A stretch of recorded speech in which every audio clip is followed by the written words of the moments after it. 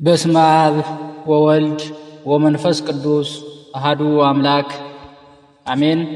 የተወደዳችሁ የልዑል እግዚአብሔር ቤተሰቦች የእናታችን የቅድስት ድንግል ማርያም የአስራት የቃል ኪዳን ልጆች የመላእክት የሰማዕታት የደናግል የመነኮሳት የቅዱሳን አባቶቻችን እናቶቻችን ወዳጆች በወደደንና ባፈቀረን በልዑል እግዚአብሔር ፍጹም ሰላምታ ሰላም እላችኋለሁ። እንደምን ሰነበታችሁ?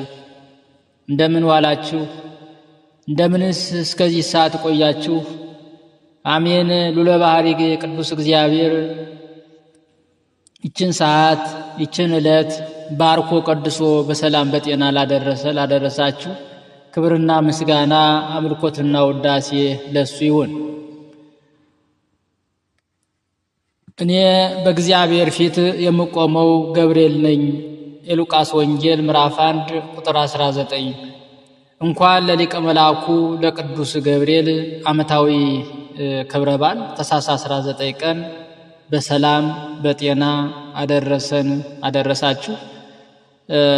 እግዚአብሔር እንደወደደ እግዚአብሔር እንደፈቀደ ቅዱስ ገብርኤል ታኅሳስ 19 ቀን የሚነግስበት የሚገንበት ቀን ነው።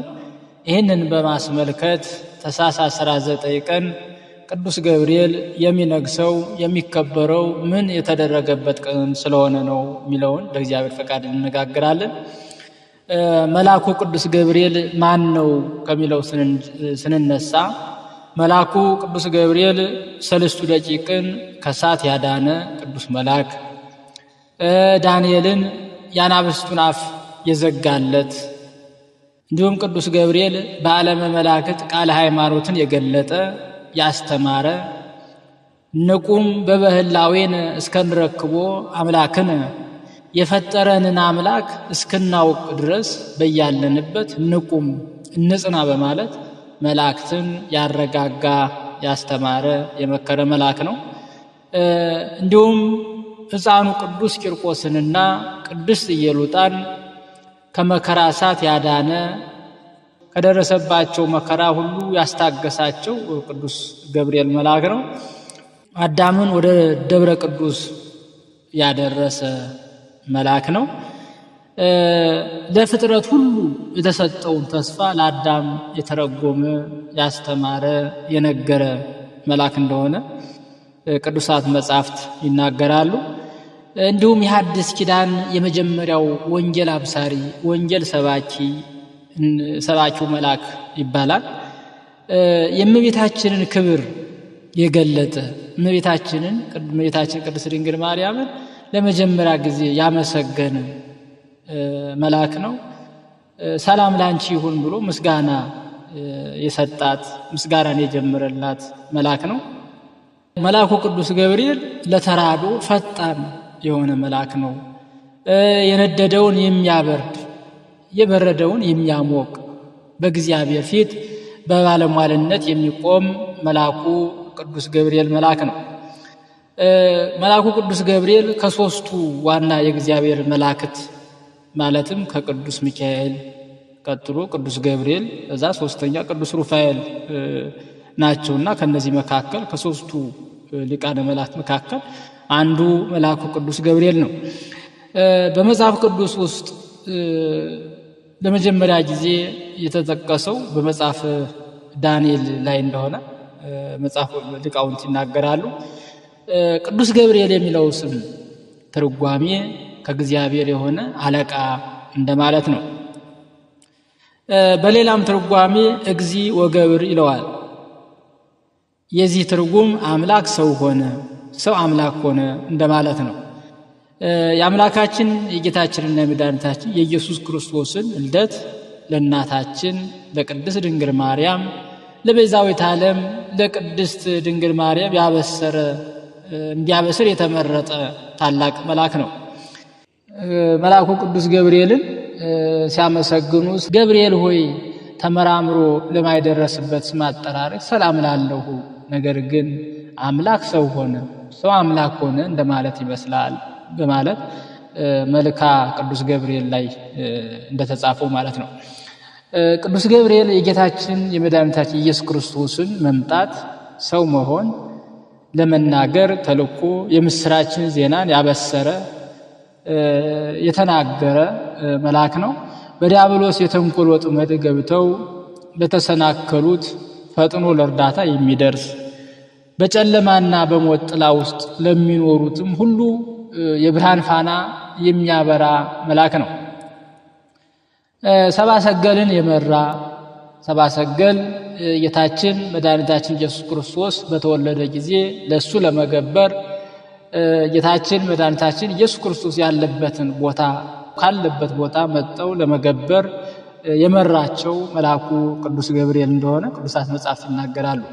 ከቀድሞ ጀምሮ ቅዱሳን ነቢያት ከእግዚአብሔር ተልከው መንፈስ ቅዱስ እንዳናገራቸው ዓለምን ስለማዳን ከጽዮን የሚወጣ ከያዕቆብ በደልን የሚያርቅ ጌታ ይወርዳል ይወለዳል በማለት በየወገናቸው በየዘመናቸው የተናገሩት የነቢያት ትንቢት ያስፈጸመና የብስራች ቃልም የተናገረ የጨለማ አበጋዝ በሆነ በሰይጣን ተንኮል ከፉኝት መርዝ የከፋ በሰው ልቦና ውስጥ አድሮ የሚኖረው የሐዘን ስሜት ያጠፋ የእግዚአብሔር መልአክ ቅዱስ ገብርኤል ነውና መልአኩ ቅዱስ ገብርኤል የዚህ ሁሉ ምስራች ያበሰረ የአዳም ተስፋ የሆነ እመቤታችን ቅድስት ድንግል ማርያም ለአዳም ተስፋ ሆና መነሻ ሆና ከገባበት አዘቅት የምታወጣበት ምክንያት መሆኗን ያበሰረ የሐዲስ ኪዳን ወንጌል ሰባኪ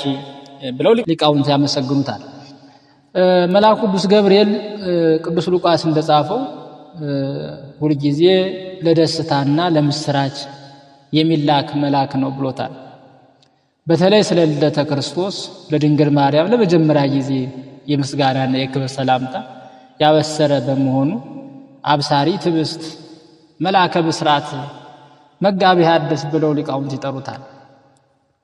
ስለዚህ ቅዱስ ገብርኤል ከሌሎች መላእክት ተለይቶ መላእክት ከተፈጠሩ በኋላ አምላካቸውን ለማወቅ መኑ ፈጠረን እያሉ ሲባዝኑ ሳጥናኤል እኔ ፈጠርኋችሁ ሲል ቅዱስ ገብርኤል ግን የፈጠረንን አምላክ እስከናውቅ ድረስ በያለንበት እንቁም እንጽና በማለት እንቁም በበህላዌን እስከ ንረክቦ አምላክን በማለት መላእክትን ያረጋጋ መላእክትን ያስተማረ ቅዱስ መልአክ ነው።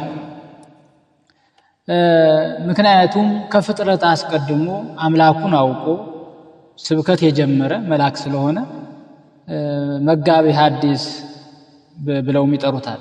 በዚህም ምክንያት ጌታ ነገረ ሥጋዌን ለድንግል ማርያም እንዲያበስር አድሎታል። ከዚህ በኋላ ደጋግ ሰዎችን ለመርዳት የሚወጣ የሚወርድ ተራዳይ መልአክ ሆኗል ማለት ነው። ቅዱስ ገብርኤል ከሌሎች መላእክት ተለይቶ ዘወትር በምንጸልያቸው ጸሎቶች ስሙ የሚጠራ መልአክ እንደሆነ ሊቃውንት ይናገራሉ።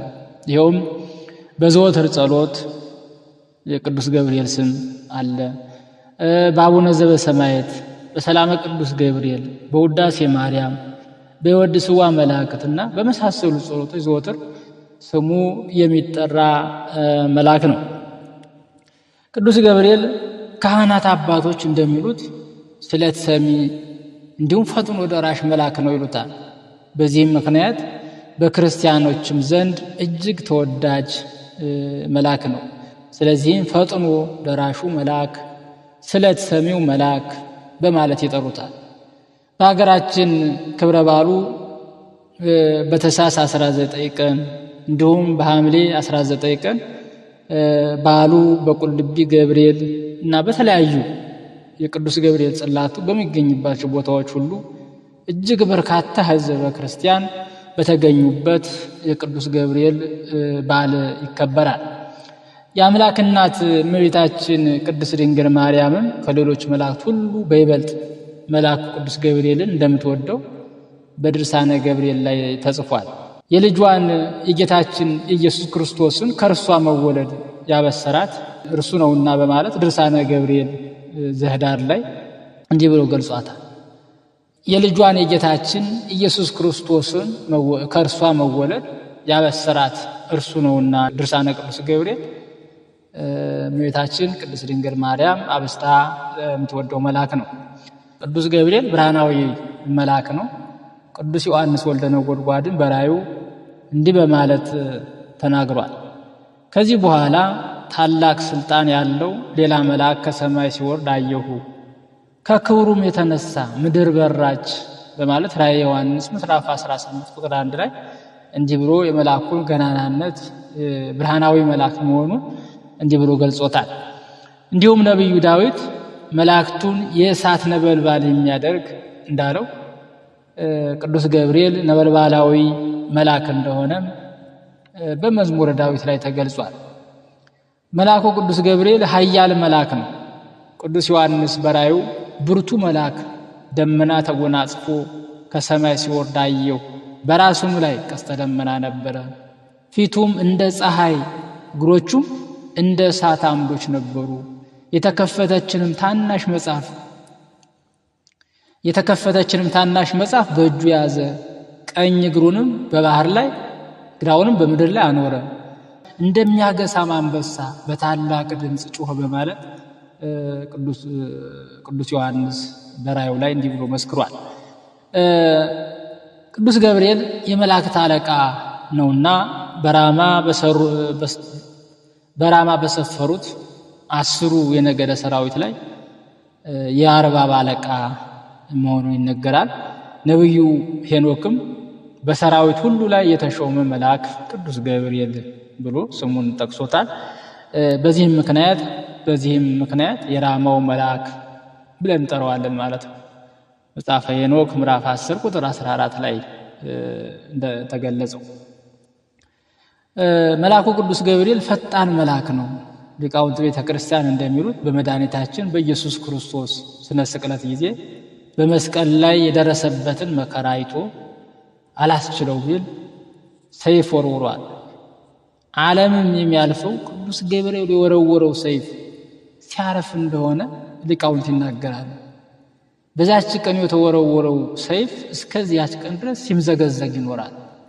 ስለዚህ እቺ ሰይፍ ቅዱስ ገብርኤል የወረወረው ሰይፍ ማረፊያው የደረሰ ቀን ዓለም እንደሚጠፋ ሊቃውንት ቤተክርስቲያን ብለው ያስተምራሉ። ገብርኤል ሆይ በዚህ ድብልቅልቅና ሽብር በሆነ ዕለት ከጌታ እግረ መስቀል ስር ለቆሙት ተረከዞችና ጫማዎች ሰላም ላለው የጌታን ትዕግስት የአይሁድን ግፍ ተመልክተህ በታላቅ አደባባይ ላይ ሰይፈ ቁጣህን አምዘገዘከው። በቅዱሳት አንስትም ክርስቶስ ተነስቷል አልካቸው። የትንሣኤውን ምስራች ይናገሩ ዘንድ ያበስሩ ዘንድ ወደ ሐዋርያት ሂዱ አልሃቸው። እነርሱም ትንሣኤውን ለሐዋርያት አበሰሩ፣ ተናገሩ። ስለዚህ ቅዱስ ገብርኤል ከዓለም በፊት አምላኩን ያወቀ ዓለም ልታለፍ ስትልም የወረወረው ሰይፍ እንደሚያርፍ ሊቃውንቱ ያስረዳሉ ማለት ነው። በሀገራችን በተለምዶ ሚካኤል እንዳየህ ገብርኤል እንዳየህ የሚባል አባባል አለ። ይኸውም የመልአኩ ተራዳይነት እንዳለ ሆኖ ተነግሮ ለማይሰማ ግን መልአኩ ፈጣን እንደሆነ ያስገነዝባል ማለት ነው። በተለያዩ የመጽሐፍ ቅዱስ ክፍሎችም የቅዱስ ገብርኤልን ቁጣ የምንሰማና የምናየው ነው። ለምሳሌ ካህኑ ዘካርያስ የመልአኩን ቃል ባለመስማቱ ባለመቀበሉ ዲዳ ሆኖ እንዲቆይ ተደርጓል። ቅዱስ ዮሐንስ ተወልዶ እስከሚያይ ድረስ ስሙ እስከሚወጣበት ቀን ድረስ ዲዳ ሆኖ መናገር የማይችል ሆኖ ቆይቷል ማለት። ስለዚህ አንደበቱ የተፈታለት ቅዱስ ዮሐንስ ተወልዶ ስሙ ማን ይባል ብለው በሚሰይሙት ጊዜ ስም በሚያወጡለት ጊዜ ዮሐንስ ይሁን ብሎ ለመጻፍ ሲል በዛው አንደበቱ ተፈቶለት እንደሆነ ሊቃውንት ይናገራሉ። በተጨማሪም በኢአማንያን ዘንድ ሳይቀር መልአኩ ቅዱስ ገብርኤል ይፈራል። በሉቃስ ወንጌል ምዕራፍ 1 ቁጥር 11 ላይ እንደተገለጸው ማለት ነው። ቅዱስ ገብርኤል ቅዱሳን ሰማዕታት ገድላቸው እስኪፈጽሙ ገድላቸውን እስኪያጠናቀቁ እሳቱን ስለቱን ተሳቀው ፈርተው ወደ ኋላ እንዳይመለሱ ተጋድሏቸውን እንዲጨርሱ ረዳታቸው ይሆናል፣ ይረዳቸዋል። ትንቢተ ዳንኤል ምዕራፍ 3 ቁጥር 25 ላይ እንዳስቀመጠው ማለት ነው። ክርስቶስ ሲወለድ በስደት ሲሰደድ ከስደት ሲመለስም እንዲናገር የተላከ መልአኩ ቅዱስ ገብርኤል እንደሆነ ቅዱሳት መጻሕፍት ይናገራሉ። ቅዱስ ገብርኤል የእግዚአብሔር ባለሟል መልአክ ነው። እኔ በእግዚአብሔር ፊት የምቆመው መልአኩ ቅዱስ ገብርኤል ነኝ እንዳለ ማለት ነው።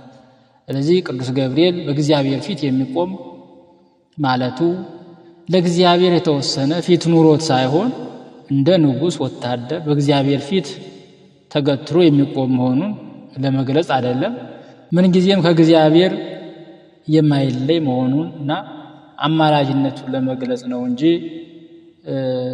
እንደ ወታደር ቁሞ የሚውል አይደለም። ቅዱስ ገብርኤል ምዕመናንን የሚጠብቅ ጠባቂ መልአክ ነው።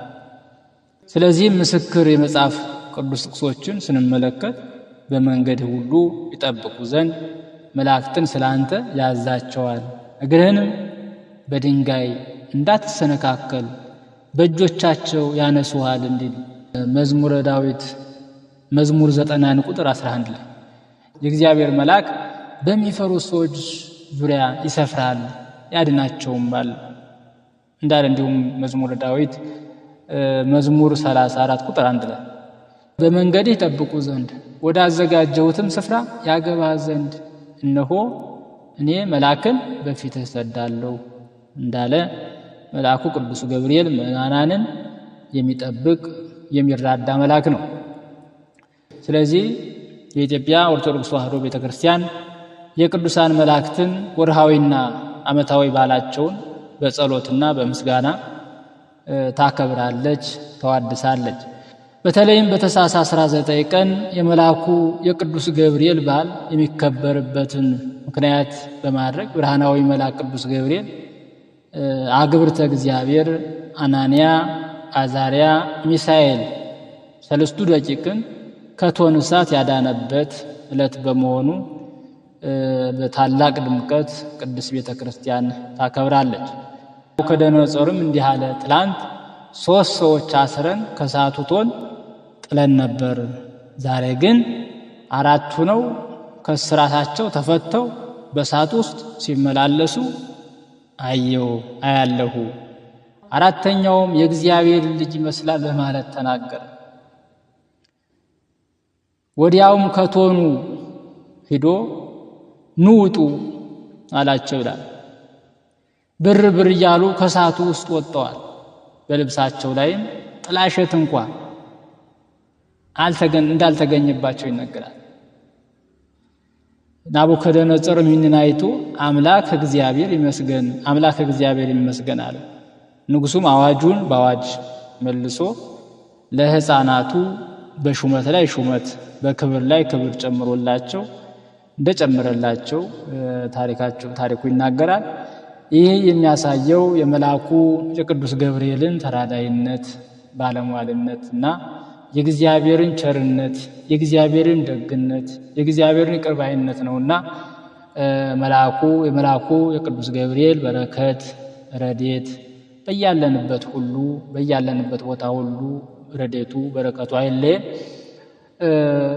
ከበዓሉ ጸጋን በረከትን እንዲያሳትፈን የእግዚአብሔር መልካም ፈቃድ ይሆንልን። አነሳስቶ ላስጀመረን አስጀምሮም ላስፈጸመን ለልዑል እግዚአብሔር ክብርና ምስጋና አምልኮትና ውዳሴ ለእሱ ይሁን።